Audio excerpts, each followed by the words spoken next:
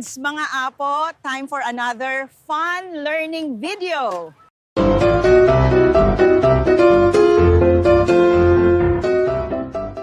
T.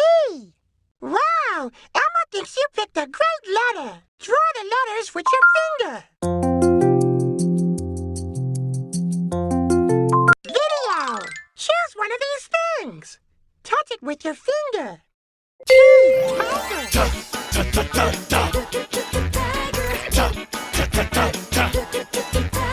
Tiger is a word that starts with T. Tiger. Can you say tiger? Tiger. T. Tiger. Elmo loved that T. Toothbrush. Oh, hello there. I'm Big Bird, and I'm supposed to show you how to brush your teeth, but the problem is, I am a bird, and birds don't have teeth, see? Here we go. Okay. Press it inside and outside the teeth. Hey, that feels funny. And the bottom. T. Toothbrush. Elmo loved that T. Turtle. There was an old turtle called Dan who set sail in a garbage can. It started to rain, so he sailed back again and ended up where he began. T. Turtle. Play hide and seek. Well, where'd it go? A T. Tiger. You found it. T. Turtle. Yay! That was so much fun.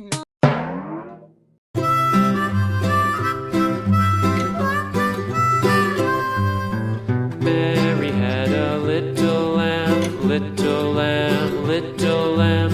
Mary had a little lamb, its fleece was white as snow.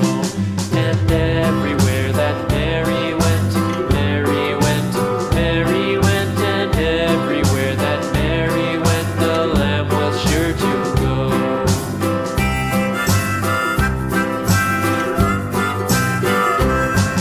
It followed her to school one day, school one day, school one day. It followed her to school one day, which was against the rules.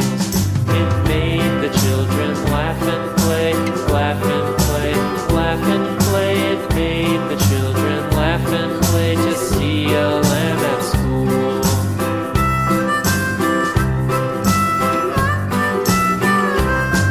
And so the teacher turned it out, turned it out, turned it out. And so the teacher turned it out, but still it lingered near and waited patiently about, patiently about, patiently about, and waited patiently about till Mary did appear.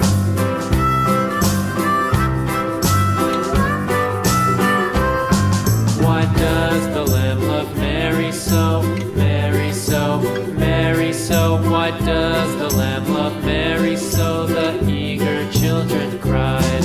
Why Mary loves the lamb, you know, lamb, you know, lamb, you know. Why Mary loves the lamb, you know, the teacher did reply.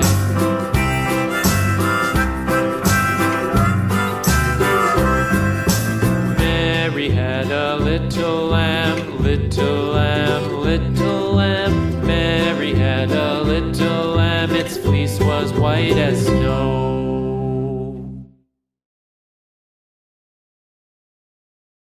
Boy, draw the letters with your finger.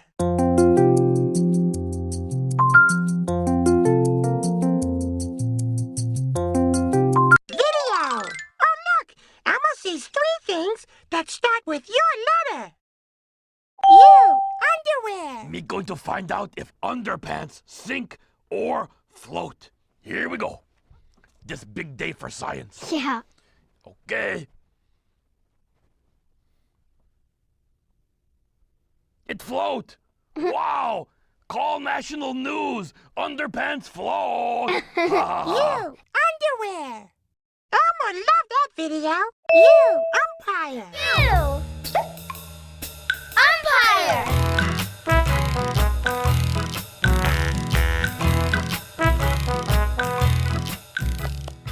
You, umpire. Touch another thing that starts with U, umbrella.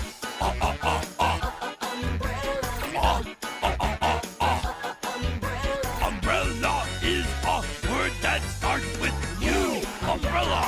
Can you say umbrella? Umbrella. You, umbrella. Touch another thing. Play hide and seek. Where did you? Underwear. Great finding. You, umbrella. Nice seeking. You, umpire. Hooray, you found everything. The frog and the ox, on a lily pad in the little stream that flowed at the bottom of the meadow, there lived an old frog. He was a big frog and he was very proud of his size. All the other frogs were in awe of him and treated him with the greatest respect, so did all the other creatures. The shining blue dragonflies that hovered over the stream during the day took great care to keep far out of the reach of his long sticky tongue. So did the little midges that fluttered by in a soft cloud in the evenings. Even the fishes in the stream were careful not to annoy him. The frog ruled his watery kingdom unchallenged. The farmer who owned the meadow by the stream also had an old ox. The ox had worked hard for Farmer all his life. He had helped him plow his fields. Yoked to an old wooden cart, he had carried his crops to market and his children to school. But now the ox was growing old. He no longer had the strength to work as hard as he used to. The farmer was fond of his old ox and grateful for all the hard work he had done over the years. He did not want to sell him. Instead, he decided to let the ox spend his old age in peace. In the meadow by the stream, one fine morning, the ox moved into the meadow. He wandered around the meadow, surveying his new home. The grass was soft and green and wildflowers dotted the ground. The ox was happy. He planned to spend his days grazing on the sweet juicy grass and basking in the sun. The little creatures of the meadow stared at the ox in fear and awe. The butterflies flew hurriedly out of his way. The hard-working ants and the busy bees stopped their work as the ox walked slowly by. They had never seen any creature as big as the ox. Not even the old frog on the lily pad in the stream was quite this big. The ox munched happily on the sweet grass. He did not even notice the tiny creatures. The frog heard the dragonflies chattering excitedly among themselves about the huge monster who had come to live in the meadow. The dragonflies had heard it from the bumblebee, who had heard it from the ladybird, who had heard it from the ants, who had almost been trampled on by the monster as it stomped by. "It's the largest, biggest, most enormous creature you ever saw," cried the dragonflies. "It has huge curving horns on its head and a tail so long and so strong that one whisk of it is enough to blow us all away." The frog did not believe a word that the dragonflies said. "Ha! This monster of yours cannot be bigger than I am," he cried. "And horns and a tail, bah! They couldn't be more fearsome than my long sticky tongue. How could any creature be bigger than him? Was he not the largest, most magnificent frog in the world?" The dragonflies were just being rude. The frog stuck out his long sticky tongue and would have caught at least a dozen of the dragonflies had they not dodged in time. Just then the ox strolled down to the stream. He was thirsty and wanted a drink. The dragonflies trembled in fear and rose up in a great shining cloud far above the reach of the ox's curving horns and long tail. Ox drank his fill and walked away from the stream and settled down for a nap. The old frog on his lily pad saw the ox and wondered what all the fuss was about. The terrible monster was nothing but a silly old ox. And not a very large one either. When the ox walked away, he called out, "Hey, dragonflies, was this your terrible monster?" The dragonflies rustled their shining wings and replied, "Yes, yes. Frog, do you see how big he is?" The frog laughed scornfully. "Big?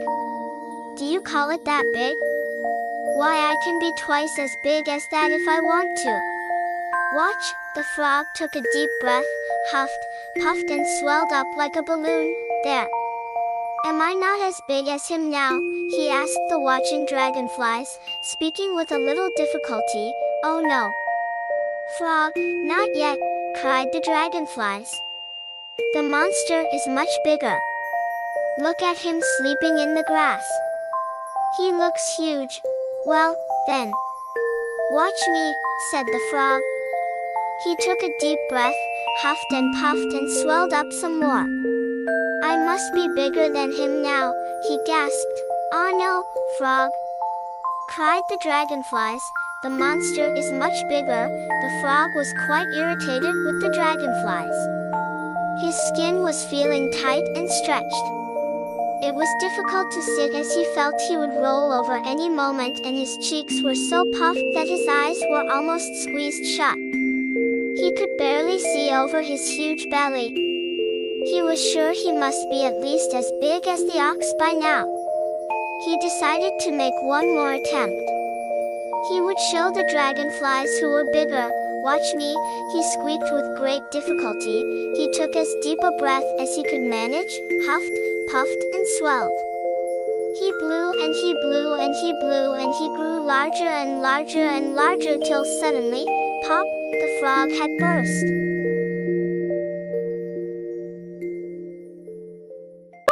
V! Elmo loves this letter. Draw the letters with your finger. Video! Touch something in the blue tray. V! Van! V! Van! Elmo loved that video. V! Vegetables! Do the veggie dance. Yummy. Everybody jump and dance. Move your feet and shake your hands. Freeze. Do the veggie dance. Yummy. Everybody jump and dance. Move your feet and shake your hands. I love veggies. V! Vegetables! Elmo loved that video. V! Violin!